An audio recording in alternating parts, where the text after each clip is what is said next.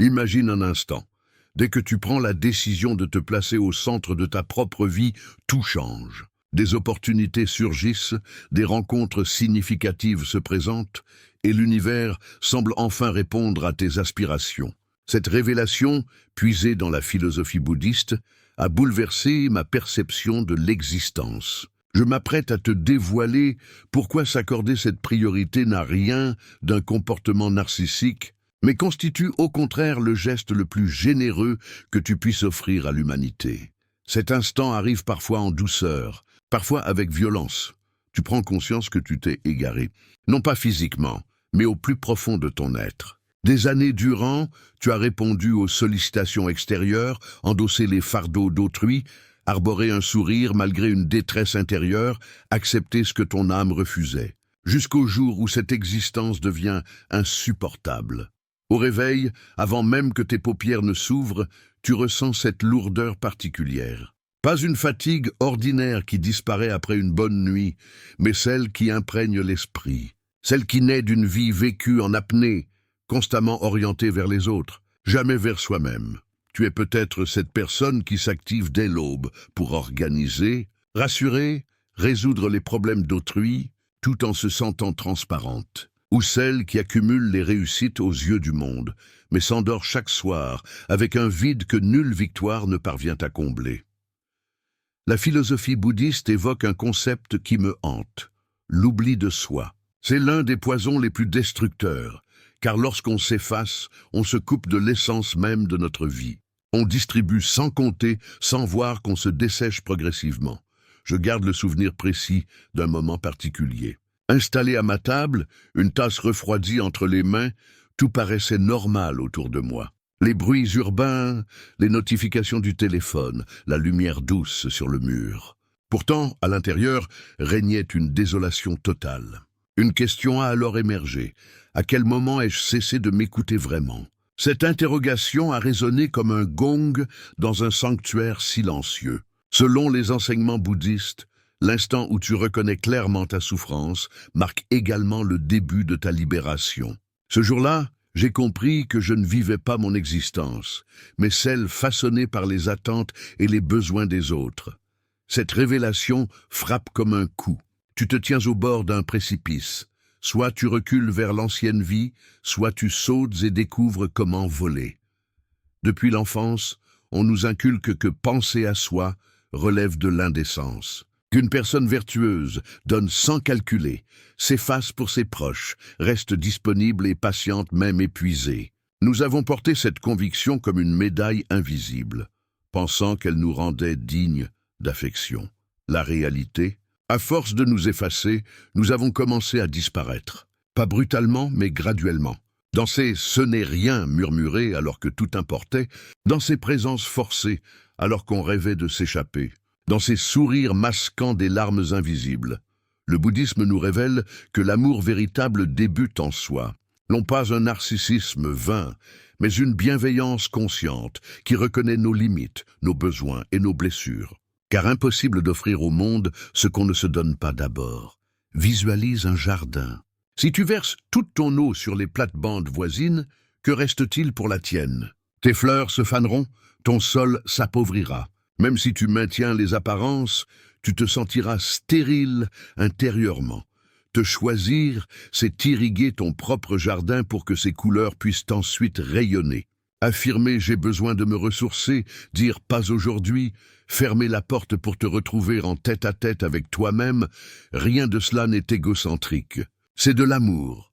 Les maîtres bouddhistes insistent sur la compassion envers soi-même. Sans elle, la compassion envers autrui perd toute substance.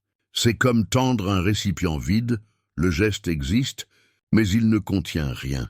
Une amie m'a confié un jour, j'ai consacré 2 décennies à sauver tout le monde, et lorsque j'ai trébuché, personne n'était là pour me rattraper. Sa voix tremblait, mais une lueur nouvelle brillait dans son regard. Elle venait de comprendre qu'il était temps de devenir sa propre sauveuse. La transformation débute précisément là. Quand tu passes de « je dois me sacrifier pour être aimé » à « je peux m'aimer tout en aimant les autres ». Quand tu cesses de quêter la validation extérieure pour trouver en toi la seule qui compte vraiment. Dans le bouddhisme, existe une vérité à la fois simple et puissante. Ce qui se manifeste extérieurement reflète ce qui habite notre monde intérieur. Nos pensées, nos émotions, nos convictions profondes colorent notre perception de la réalité, et celle-ci nous répond en écho. Longtemps, j'ai cru devoir changer les autres pour transformer ma vie. Si mon entourage devenait plus doux, si les circonstances s'apaisaient, alors seulement je pourrais respirer.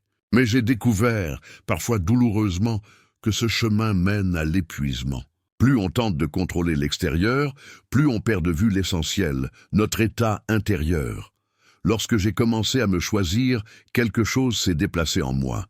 Rien de spectaculaire, juste une subtilité presque imperceptible. Un espace nouveau, une respiration plus ample, un fardeau en moins. Progressivement, l'extérieur a répondu. Des relations tendues se sont naturellement éloignées. Des opportunités autrefois inaccessibles se sont présentées. Même mon corps a changé. Sommeil paisible, respiration fluide, sensations nouvelles. Les maîtres bouddhistes affirment que l'énergie suit l'intention. Si ton intention est de t'accorder respect et douceur, ta fréquence vibratoire se modifie. Le monde capte cette vibration. Les bonnes personnes s'en rapprochent. Les situations obsolètes s'éloignent naturellement. Cela peut sembler mystique, pourtant la logique est claire. En paix, tu communiques différemment. En te sentant digne, tu avances différemment. En t'aimant, tu poses des limites différemment. Ces différences créent une vie nouvelle.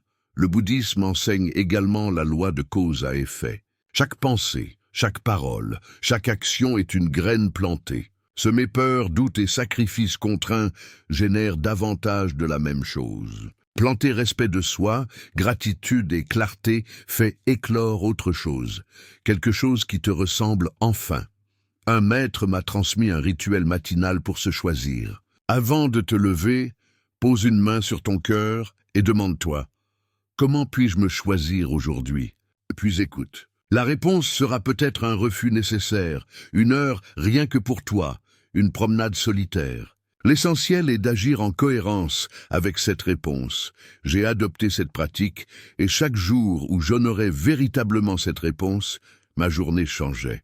Les tensions s'adoucissaient, mes décisions gagnaient en simplicité et la vie semblait collaborer discrètement. C'est le secret. Modifier en toi ce que tu souhaites voir changer dehors. Non pour plaire ou prouver, mais parce que ta paix intérieure constitue ton véritable pouvoir. Commencer à se choisir, c'est pénétrer un territoire inexploré. Pas de carte, pas de mode d'emploi précis, seulement une direction vers soi. Cette route, aussi magnifique soit-elle, exige du courage. Au commencement surgissent des doutes, ces voix intérieures qui murmurent « et si c'était égoïste ?» Ces regards extérieurs qui questionnent, parfois qui jugent. Tu as changé?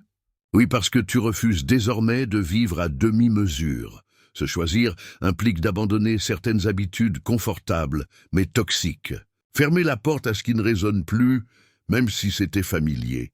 Parfois marcher seul, mais jamais se trahir.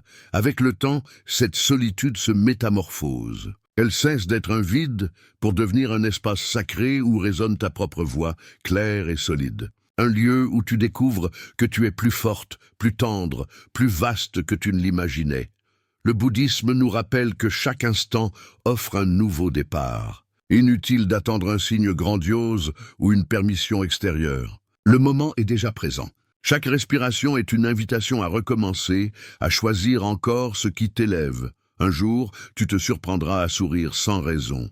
Non parce que tout est parfait, mais parce que tu te sens à ta juste place. Tu marcheras et sentiras ce lien invisible entre toi et l'existence. Les petites choses te toucheront à nouveau. La lumière sur un mur, un rire lointain, la chaleur d'une tasse. Tu comprendras alors que ce que tu cherchais dehors habitait en toi depuis toujours. Il fallait simplement que tu choisisses de le réveiller. N'aie pas la hâte. Progresse à ton rythme, un pas après l'autre. Chaque pas vers toi-même est également un pas vers une vie plus alignée, plus douce, plus authentique. La seule question à te poser chaque matin, comment puis-je me choisir aujourd'hui? À chaque réponse suivie d'action, tout se met en place. Ton existence t'attend. Pas demain, pas dans un an, maintenant. Elle t'attend entière, présente, vivante. Se choisir n'est pas un acte unique, mais une danse quotidienne, parfois hésitante, parfois assurée, toujours orientée vers la vérité de ton cœur. Chaque jour apporte des choix, rester dans l'ancien ou avancer vers ce qui t'appelle. Même les pas timides comptent. Souviens-toi, la vie ne se donne pleinement qu'à celui qui s'ouvre à lui-même. Plus tu te choisis, plus l'existence te choisit en retour. Si ce message a éveillé quelque chose en toi, prends un instant pour fermer les yeux et te demander quel serait mon premier petit pas vers moi-même, dès aujourd'hui. Une fois la réponse trouvée, agis. Pas demain. Aujourd'hui, car le voyage ne fait que commencer.